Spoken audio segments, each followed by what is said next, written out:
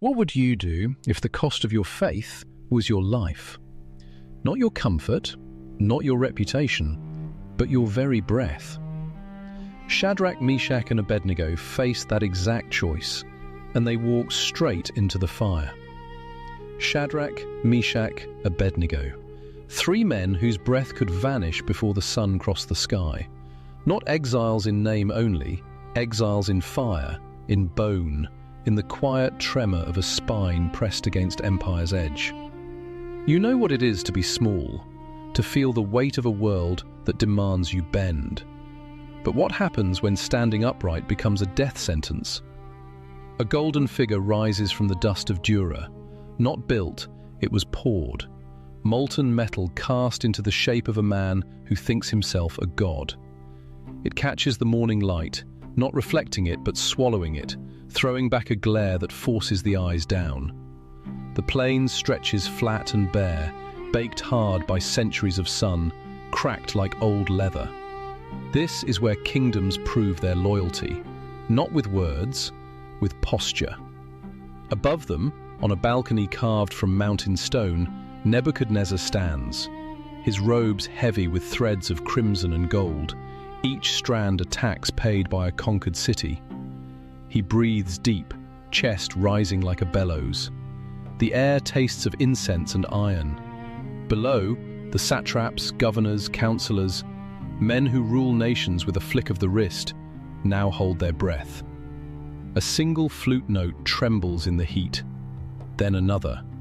A zither thrums. The music is not melody, it is command. The horn blasts, a sound like a beast split open, and in one motion, thousands drop. Knees strike earth. Dust puffs in soft explosions. The sound, dry, final, like waves of sand collapsing under their own weight. Robes drag through dirt. Foreheads press into the soil. A sea of backs bowed. But not all. High on a ridge, apart, 3 figures stand. Their robes catch the wind, not flapping, flowing, like flags refusing to be lowered. They do not tremble, do not glance sideways. Their eyes stay fixed, not on the idol, not on the king, but forward, as if seeing something beyond the horizon, something no empire can touch. A whisper, then another. From the ranks of astrologers, their lips move without sound. Fingers lift, not in prayer but in accusation. The king sees it, feels it. His smile, once wide, triumphant, cracks, then vanishes. His jaw tightens, the muscles along his neck knot like rope. His hands grip the stone balustrade. Heat rises in his face, not from the sun, but from something deeper, something wounded. Power does not like to be questioned, especially not here, not now, not by slaves. They are dragged down, not walking, hauled. Sand scrapes their ankles.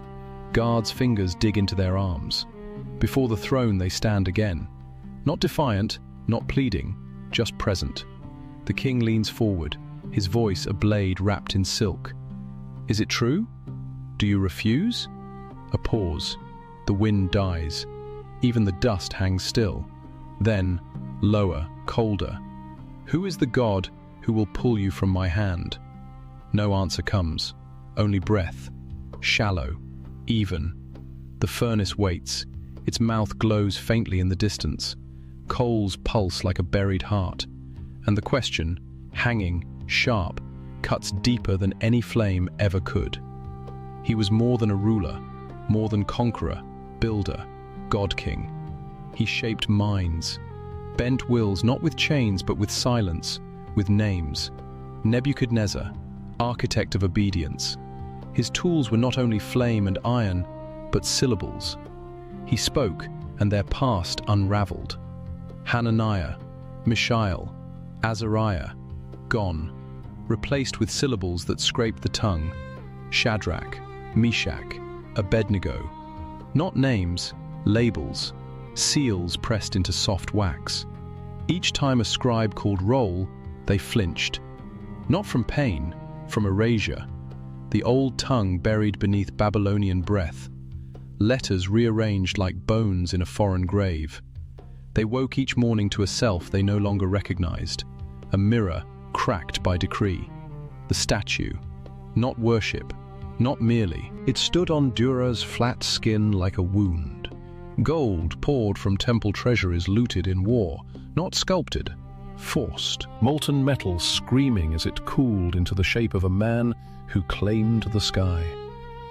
To bow was not prayer. It was surrender written in posture, a language of joints and angles, knees to dust, forehead to earth. That motion, rehearsed, perfected, meant, I am yours. To remain upright?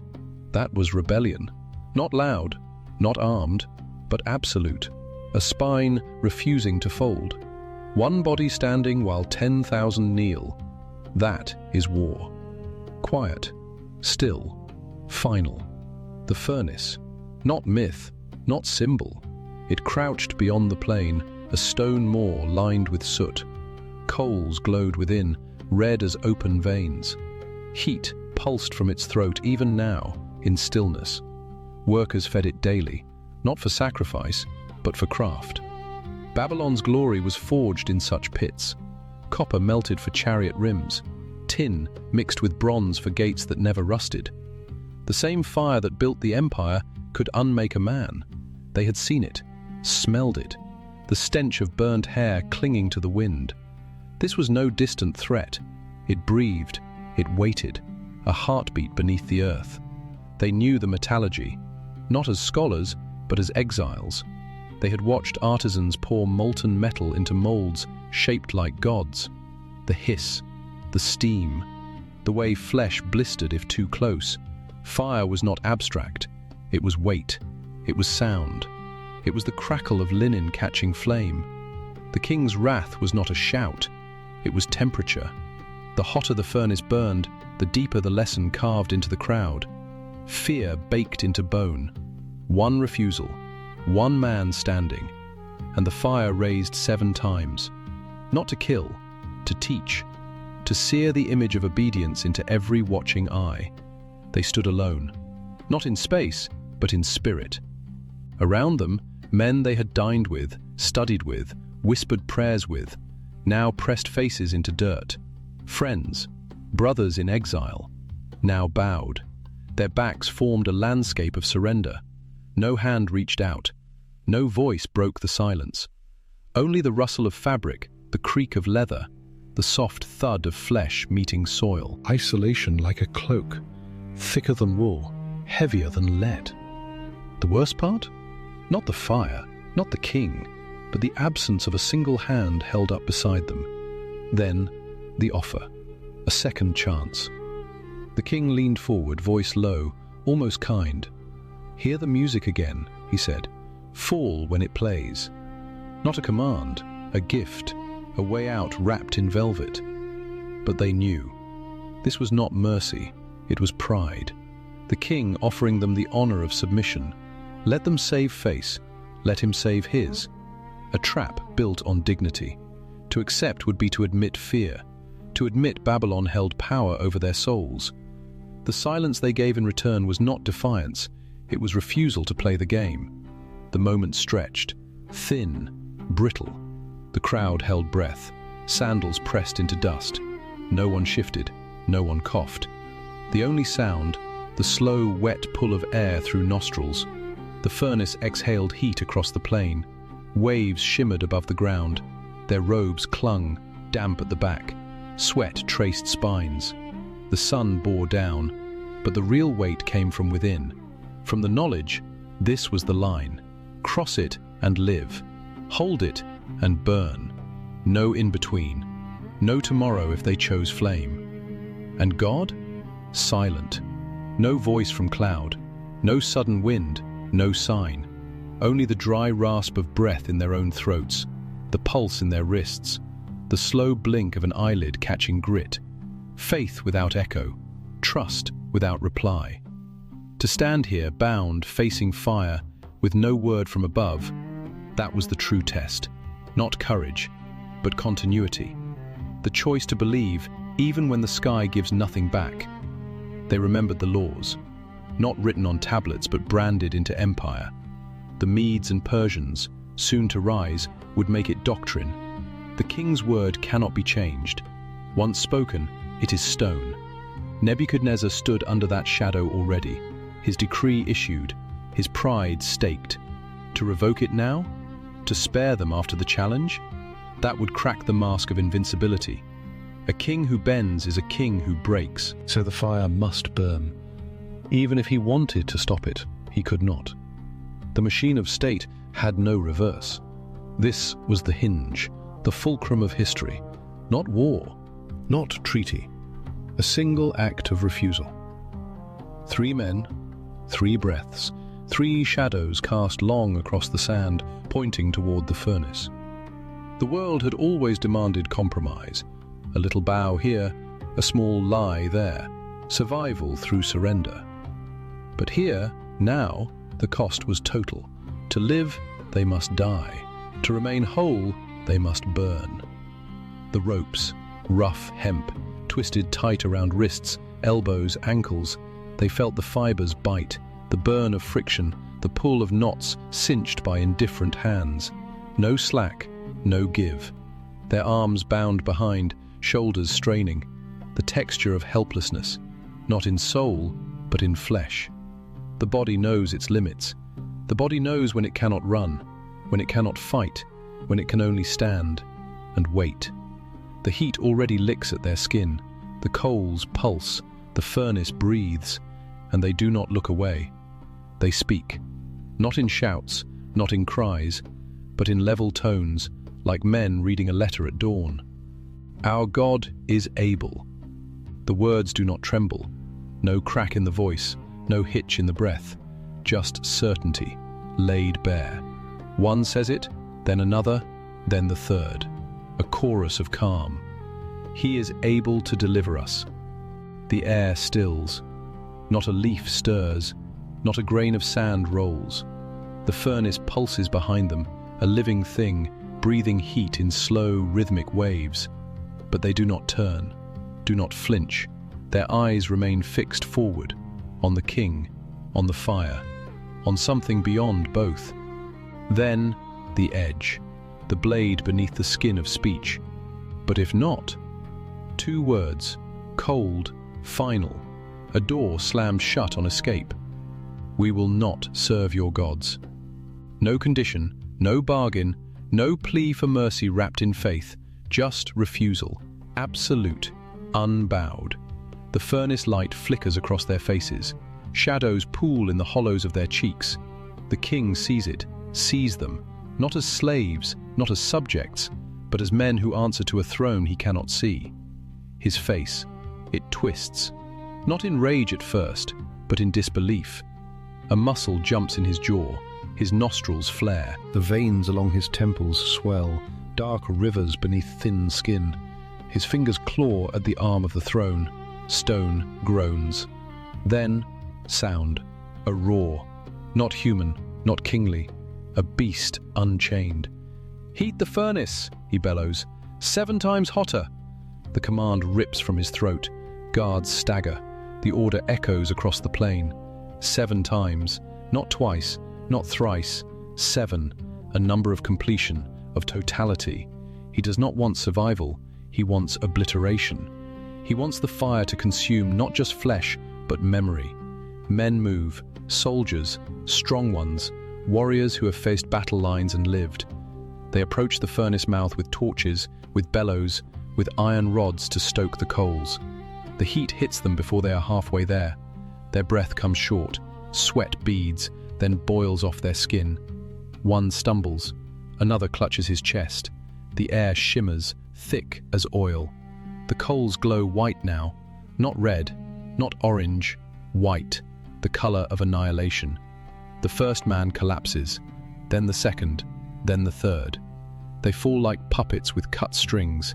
Their armor steams, their flesh blisters where it touches metal. They are dead before they hit the ground. The fire kills its own servants. The 3 are bound, not stripped, not beaten, but dressed, coats wrapped tight, hats pulled low, garments fastened at the neck. They wear the clothes of their exile, The fabric that marked them as Babylonian subjects, now it becomes their shroud. Ropes bite into their wrists, their elbows, their ankles. The hemp is coarse, it scrapes, it draws blood. They do not cry out, do not struggle. They are lifted, carried, not dragged, as if the guards fear to touch the fire more than the prisoners. They reach the edge. The heat rolls over them in waves. Their robes flutter, their hair lifts. Then they fall, not thrown, not pushed, but released, into the midst.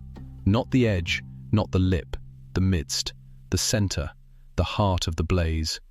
A column of fire swallows them whole. Silence, for one breath. 2. Then the king rises. Not slowly, not in ceremony. He leaps, stands, stares. His mouth opens, closes, opens again. His eyes, wide, unblinking, fixed on the furnace, not on the flames, but on what moves within. He turns, grabs the nearest counselor by the shoulder. Did we not cast 3 men into the fire? His voice cracks, not with anger, with awe, with terror. The man stammers, "True, O king." The words hang, thin, fragile. The king points, a trembling hand. "Look," he says, "I see 4 men, not 3, 4. Loose, not bound. Walking, not burning, in the fire. And the 4th, he cannot name it, cannot place it. But he knows. It is not human, not as men are human. Its form is bright, not consumed by flame, but crowned with it. A presence, a figure, tall, radiant, moving among the others like a shepherd among sheep. The king whispers, like the Son of God. Not a guess, not a metaphor, a recognition, as if he has seen this face in dreams, in visions, in the silence between heartbeats. He steps forward, not toward the fire, but toward its mouth. The heat licks at his robes, his face glistens. He does not care. He calls, not with a title, not with a Babylonian name, but with the names they were given at birth. Shadrach, Meshach, Abednego, come out. His voice is not a command. It is a plea, a summons, a surrender. They come, not crawling, not limping, but walking, side by side, with the 4th among them. The fire parts, not like water, but like a curtain drawn aside. They step from the blaze, onto the scorched earth. The crowd gasps, not one voice, but 100, 1,000, a wave of sound. The princes press forward, the governors, the captains, all ranks, all classes. They gather, not in formation, but in awe. The ropes, they are gone, ash, dust, burned away. But the men, not a hair singed, not a strand curled, not a mark on their scalps. Their skin, unblistered, unreddened. Their coats, whole, not a thread blackened, not a seam split. The fabric hangs as it did before, clean, intact.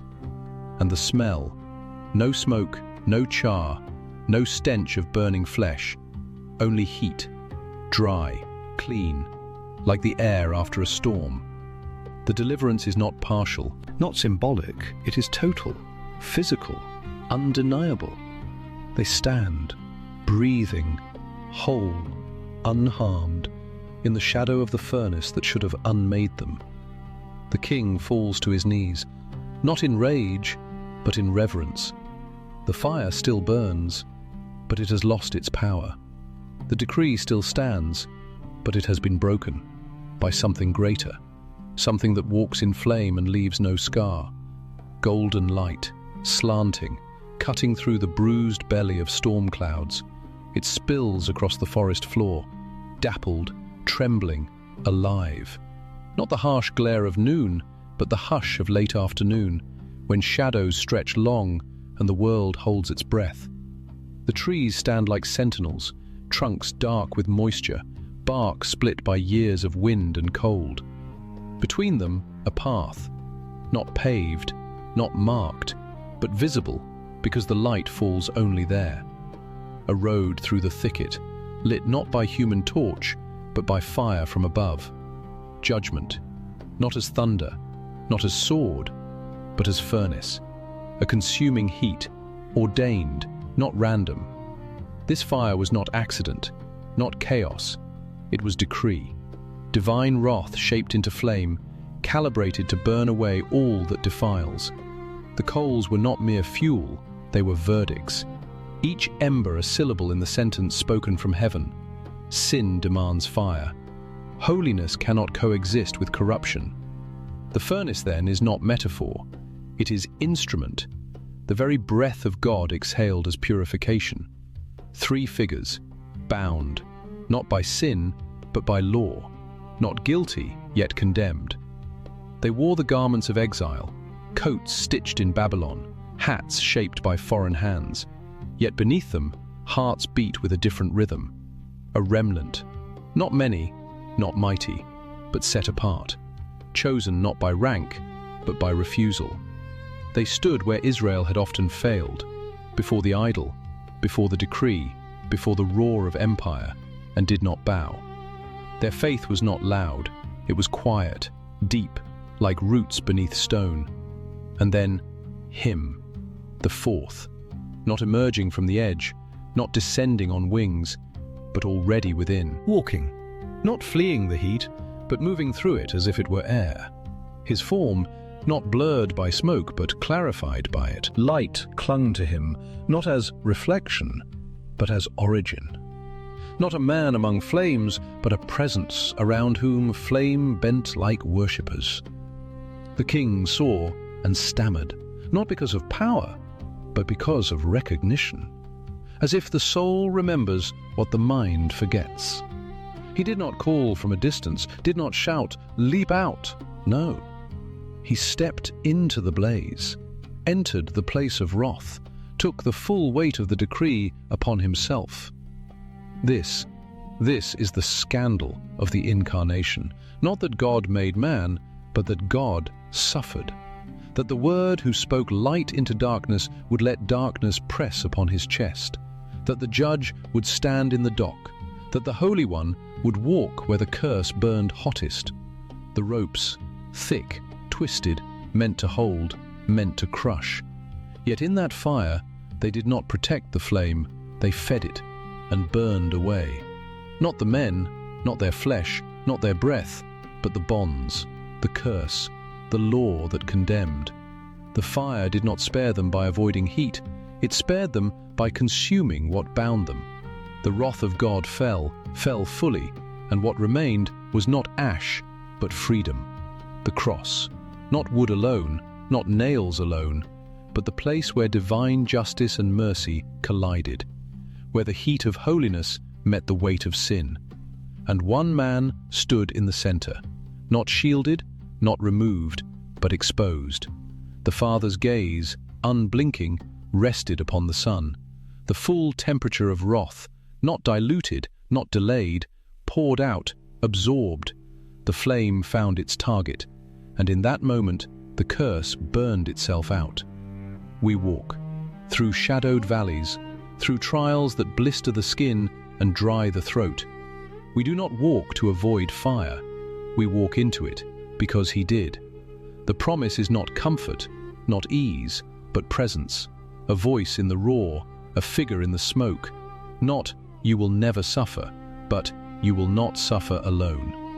The fire may rise, the heat may press, but the one who walks with us has already endured its peak. The King spoke, not in triumph, not in command, but in awe. His voice cracked, not from rage, but from revelation. He named what he saw, a God who sends his messenger, a God who does not watch from afar, but enters the flame. The decree changed, not because the law was weak, but because the deliverer was stronger.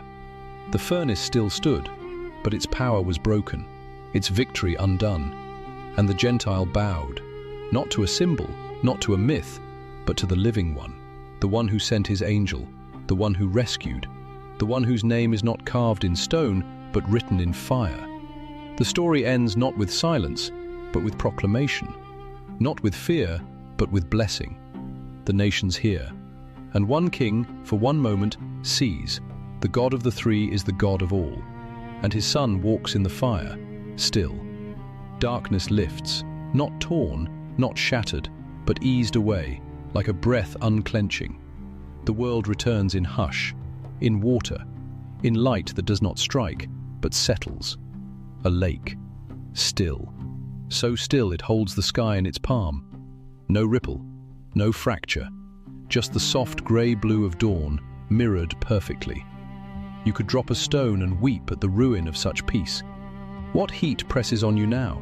Not flame, not coals, but the slow burn behind the ribs, the diagnosis etched in quiet words, the silence after the phone call, the weight of a name no longer spoken at home, the number on the bill that laughs at your paycheck, the shame that curls in your gut like smoke. It is real, it is close, it licks at your edges. The world leans in, offers a whisper. Just bend, just lower your head. Say the words, take the deal, keep your job, save your reputation, survive. It sounds reasonable, it sounds safe, but it asks for your center, your core, your breath. There is another way, not easier, never easier, but true. It does not promise escape, it promises company. It says, walk in, walk through. Not because the fire is kind, but because someone walks ahead, beside, within. You are not alone in the blaze. He is there, not distant, not watching, but near. Close enough to feel the rise of your chest, close enough to hear the crackle at your ears. His presence not a shield, but a companion. A breath in the smoke, a hand not pulling you out, but holding yours as the ropes tighten. And then, the bonds, the old chains, fear that fed on your sleep, shame that curled under your tongue, the habit that ruled your nights. They do not survive the heat. They were never meant to. They burn. Not you. You remain. Not because you endured, but because you were carried. Because the fire consumed what bound you, not what made you. He walks with you, not to punish, not to test, but to free. His voice beneath the roar, his form in the haze. You may not see him, but you feel the space where the flame does not touch, the coolness in the center of the storm, the place where your name is spoken, not shouted. Now, breathe. Let the water hold the sky. Let the air rest in your lungs. The fire has passed, or it still burns. It does not matter. You are not consumed. You are not alone. You are not bound. Feel the weight leave, not all at once, but slowly, like silt settling, like a hand uncurling. Your shoulders drop, your jaw unclenches, the tightness behind your eyes softens. The world is quiet, not empty, but full of stillness. There is no need to speak, no need to move, no need to prove. You are held, not by effort, not by will, but by presence, by breath, by the one who walks where heat is highest and calls it home. Rest, not because the danger is gone, but because he is here. Rest because the fourth figure does not sleep. Rest because his eyes are open.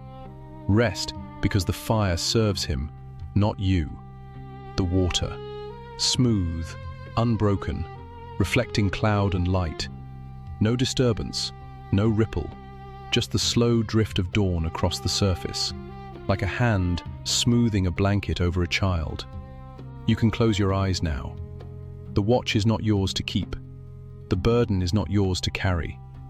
The fire is not yours to face alone. Lie down. The ground is warm. The air is still. The sky is held in the water, and you are held in him.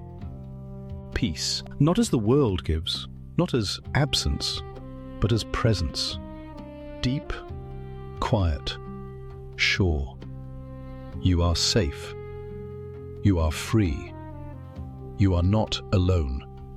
And in the hush, one verse remains, soft as breath, clear as light. When you pass through the waters, I will be with you, and through the rivers they shall not overwhelm you. For I am the Lord your God.